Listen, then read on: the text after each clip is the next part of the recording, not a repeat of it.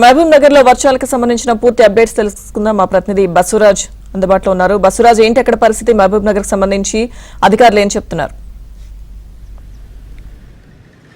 లక్ష్మీదుర్గ 2 రోజులుగా మహబూబ్నగర్లో కూడా ఎడతెరిపి లేకుండా వర్షాలు కురుస్తున్నాయి. అయితే ఉమ్మడి మహబూబ్నగర్ జిల్లా వ్యాప్తంగా ఇదే పరిస్థితి కొనసాగుతుంది. ఇప్పటిదాకా అంటే వర్షాకాలం ప్రారంభమైనప్పటి నుంచి జోగులాంబ గద్వాల జిల్లాలో అత్యల్ప వర్షపాతం నమోదైన పరిస్థితి ఉండింది. కానీ 3 రోజులుగా జోగులాంబ గద్వాల జిల్లాలో కూడా పూర్తిగా వర్షాలు కురుస్తున్నాయి. నాగర్ కర్నూలు జిల్లా కావచ్చు, నారాయణపేట జిల్లా, వనపర్తి, మహబూబ్నగర్ ఇట్లా 5 జిల్లాల్లో కూడా విస్తారంగా వర్షాలు కురుస్తున్నాయి. అయితే వర్షాలు అంటే భారీ వర్షాలు లేకపోయినప్పటికీ 6 నుంచి 8 సెంటీమీటర్ల వర్షపాతం రమారమి నమోదవుతుండడంతో ఉమ్మడి జిల్లాలోని వాగులు వంకలు మొత్తం పూర్తిగా పొంగి పొర్లుతున్న పరిస్థితి మనకు కనిపిస్తుంది. ముఖ్యంగా కృష్ణానది కావచ్చు, భీమా నది కావచ్చు, ఇక్కడ కూడా అంటే ఎగువ నుండే కర్ణాటక, మహారాష్ట్రలతో పాటు స్థానికంగా ఉండే వర్షాలకు తోడవడంతో జూరాలకు ఇప్పటికీ 1,25,000 క్యూసెక్ల నీటి వరద నమోదవుతుంది. అయితే ఈ ఉదయం నుంచి కాస్త వరద తగ్గుముఖం పట్టినప్పటికీ ప్రస్తుతానికి అయితే 1,25,000 క్యూసెక్ల ఇన్ఫ్లో ఉండగా అయితే 89,000 క్యూసెక్ల నీటిని 17 గేట్లు ఎత్తి కిందికి విడుదల చేస్తున్నారు. అదేవిధంగా 5 విద్యుత్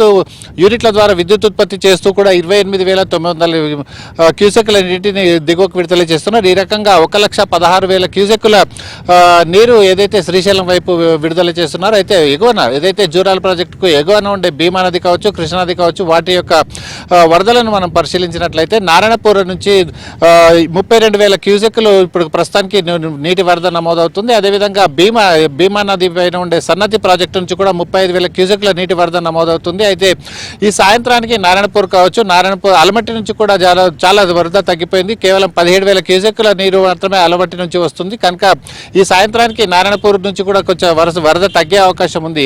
దాంతో ఇక్కడ జూరాల ప్రాజెక్టు ఈ సాయంత్రానికి కూడా అంటే 60,000-70,000 క్యూసెక్ల వరద ఈ సాయంత్రానికి నమోదయ్యే అవకాశం ఉంది. ఇక ఉమ్మడి జిల్లా వ్యాప్తంగా వాగుల పరిస్థితి మనం గమనించినట్లయితే ప్రధానంగా మహబూబ్నగర్ జిల్లాలో పారుతున్న దుందుబి నది ఉధృతంగా ప్రవహిస్తుంది. ఇక్కడ రఘుపతిపేట తెలకపల్లి రోడ్డు మార్గం ఏదైతే కాజ్వే ఉందో కాజ్వే పూర్తిగా బంద్ చేయడం జరిగింది. అదేవిధంగా తెలకపల్లి మండలంలోని గట్టుమల్కాపూర్ ఒక కార్మికుడు గల్లంతై మరణించడం అయితే నిన్న చోటు చేసుకుంది. ఇదే విధంగా పలు వంతెనలు వాగులు పొంగి పొర్లుతుండడంతో అక్కడ రాకపోకలను పూర్తిగా నిషేధించారు అధికారులు. అయితే ఇక్కడ ఉండే ప్రజలకు పూర్తిగా జాగ్రత్తలు తీసుకోవాలని చెప్తున్నారు. దాంతో అప్రమత్తంగా ప్రజలు ఉంటున్నారు. అయితే వాగులపైన ఉండే కాజ్వేలు వంతెనలుగా నిర్మించాలనే డిమాండ్ మాత్రం స్పష్టంగా వినిపిస్తుంది. లక్ష్మీదుర్గ. Okay, thank you బసురాజ్.